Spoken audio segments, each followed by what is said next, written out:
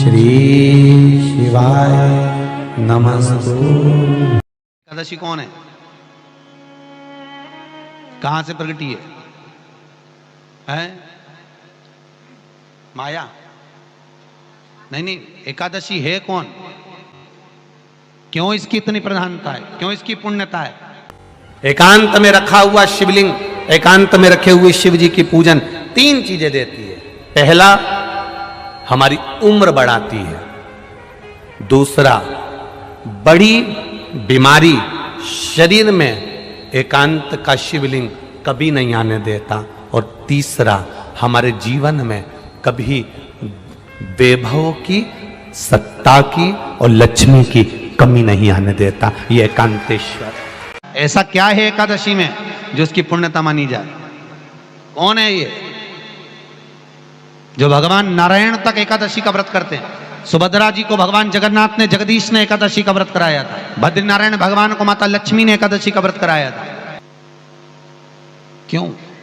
चंद्रायण एकादशी व्रत की माता। एकादशी है कौन? तो कहा जिसको व्रत करने पर भगवान नारायण भी जिसका व्रत करते हो, भगवान माता लक्ष्मी जिसका व्रत करती हो, वो एकादशी है कौन? तो शास्त्र वर्णन करता है महाराज। स्कंद पुराण का सुंदर चातुर्मास्य खंड के अंतर्गत वर्णन आया है महाराज।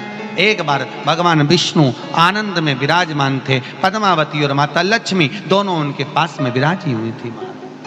दोनों बैठी।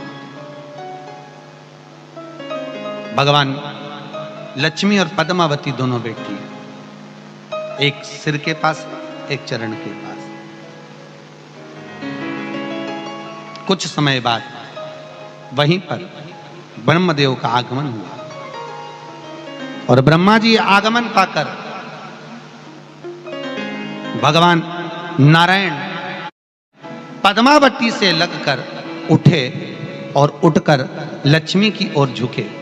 झुकने पर इन तीनों के समागम से भगवान नारायण के हृदय चित्त से एक कन्या प्रकट हो गई। उस कन्या का नाम एका था।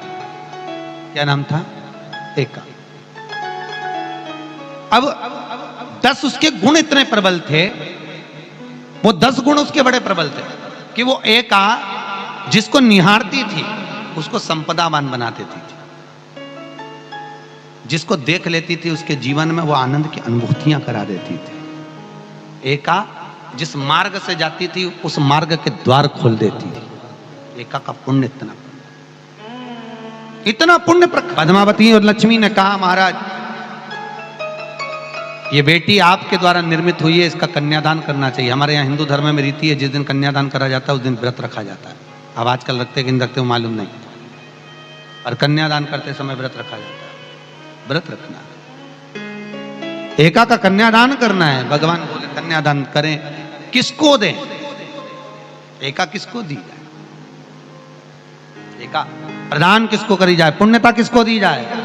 भगवान नारायण ने उसी समय लक्ष्मी और पद्मा से पूछा, तुम बताओ। पद्मा लक्ष्मी दोनों एका से पूछी, एका बताओ इसका पुण्य हम आपका हस्त कमल आपको प्रदान किसको करें, हम किसको दें? एका कहती है पिताजी, भगवान से कहती है नाथ कृपा करिएगा, मेरे को अगर प्रदान करना चाहती हो, अगर मुझे देना चाहते हो तो एक काम करो। यदि आप देना चाहते हो तो भगवान एक काम, माता ने कहा कि पिताजी अगर कुछ देना चाहते हो तो ऐसी कृपा करो, संसार के मनुष्य अगर मृत्यु लोक में आकर के अंदर 2 एकादशी का भी पुण्य भाग अगर ग्रहण करते हैं तो ये एका उनकी होती है और वैकुंठ का राह खोल देती है। इनके जाने से पहले अगर मैं प्रवेश करती हुई जाऊंगी और इनके मार्ग को सुलभ बनाती हुई जाऊंगी। वो एका 10 गुण के कारण एकादशी।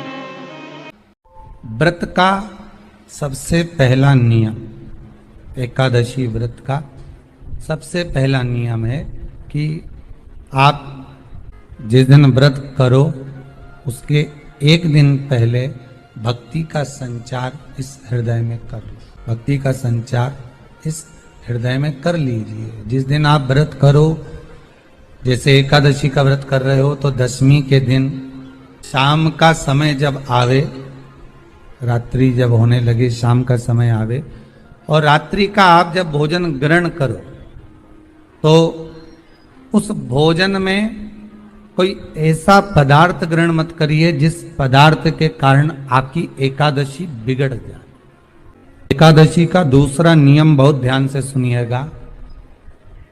जिस दिन आपकी एकादशी का व्रत हो उस दिन प्रयास करिएगा कि अपने हाथ से किसी भी वृक्ष की कोई पत्ती टूट, अपने हाथ से किसी भी वृक्ष की, पौधे की, किसी भी वृक्ष की पत्ती अपने हाथ से ना टूटे।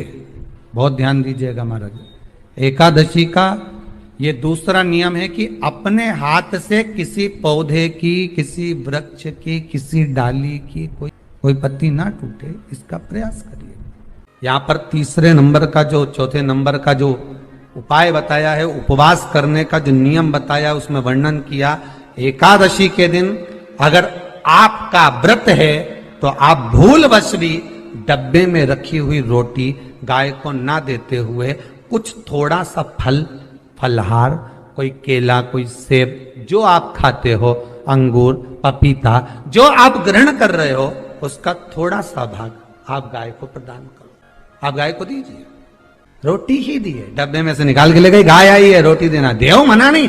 बाकी के दिन आप आपके बेटे से कह दो रोटी दिया बेटा जा, पर आप अपने हाथों से, आपका व्रत है तो आप फलहार आप कर रहे हो तो फलहार का ही दान गौ माता को दीजिए। पांचवा वर्णन किया चतुर्थ भावों में, बन सके जितना एकादशी के दिन भगवान का ओम नमो भगवते वासुदेवाय का जाप करे या अपने गुरु मंत्र का स्मरण करे, या जो मंत्र आपके हृदय में समाहित हो, श्री शिवाय नमस्तुभ्यम, ओम नमः शिवाय, राम कृष्ण शिव, जो मन पड़े उसका भजन करे, पर दिल से करे। जितनी देर करते बने उतना देर करो। माला पकड़ने की भी जरूरत नहीं कि माला पकड़ के बैठता हूं तो घटकी जिब्या से जप लो नहीं, जी वही उतना में ही पूरा हो जाए, वही बहुत। महाराज पांचवा नियम कहा, जिस दिन आपका व्रत रहे किसी निंदक से बात ना करें। निंदक जानते हो, भाई दूज के दिन, दिवाली की जो भाई दूज होती है ना, होली दिवाली की जो दूज होती है, उनमें ऐसा गोबर का भाई दूज बनाते हैं और पास में एक चुगलखोर भी बना है, और चुगलखोर के ऊपर ऐसा भाटा धर दे, एक पत्थर।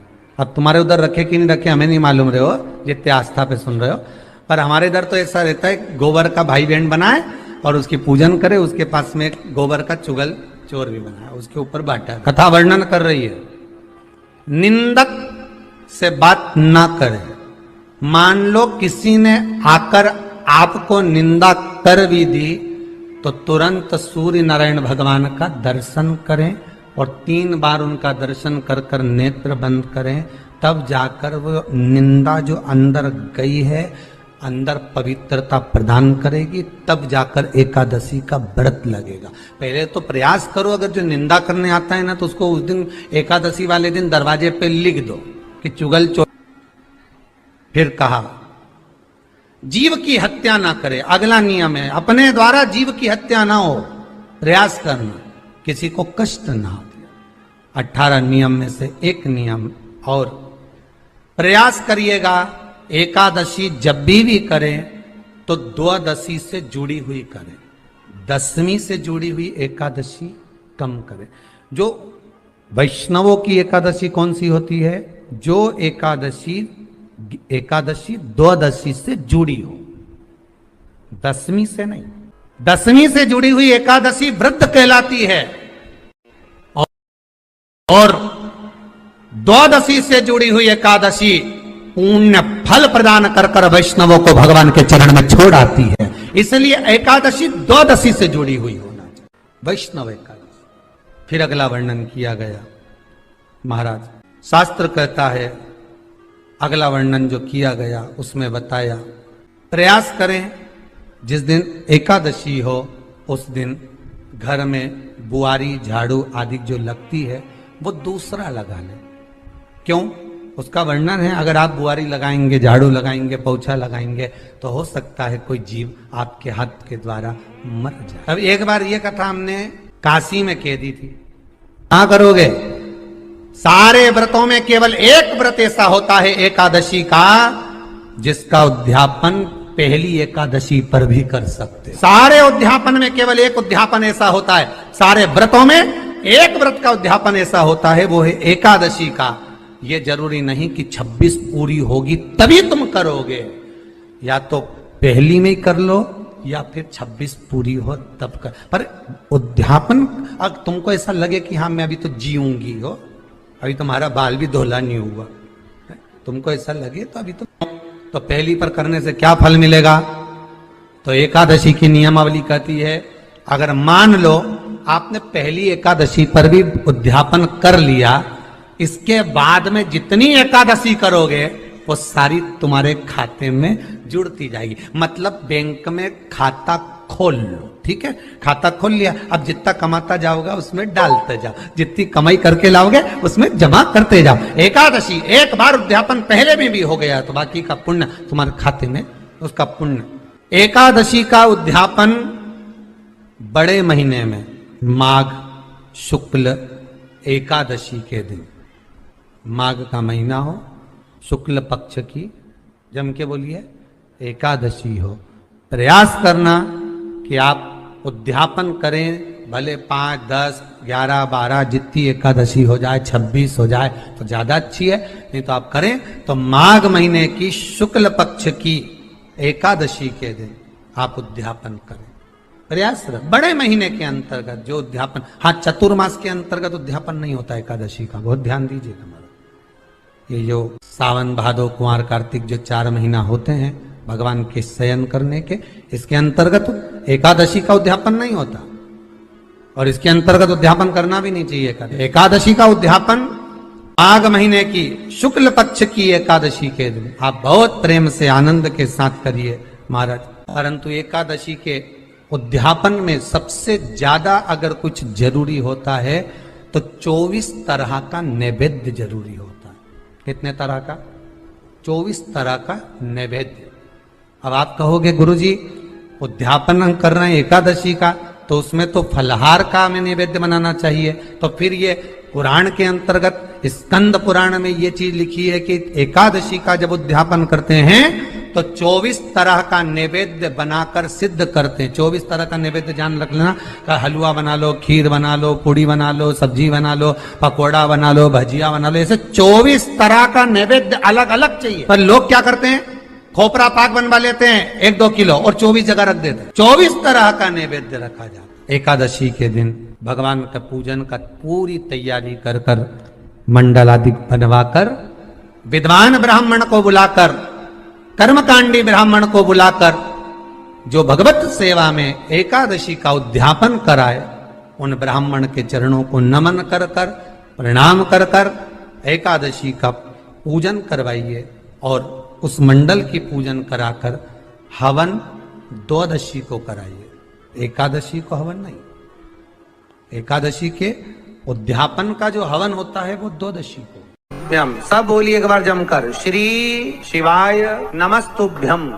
प्रैक्टिकल जरूर करना, कहीं सियोर वाला महाराज झूठ तो नहीं बोल रहा। शास्त्रों की बातें हमारे जीवन में हमें सुख प्रदान करे, इसलिए इस भाव का आनंद करते हुए आज की कथा को विराम देते हैं। वीडियो पसंद आई हो तो शेयर करें, लाइक करें, सब्सक्राइब करें। श्री शिवाय नमस्तुभ्यम, हर हर महादेव कमेंट बॉक्स में जरूर लिखें। महादेव आपकी सभी मनोकामनाएं पूर्ण करें। मिलते हैं अगली वीडियो में। श्री राधे।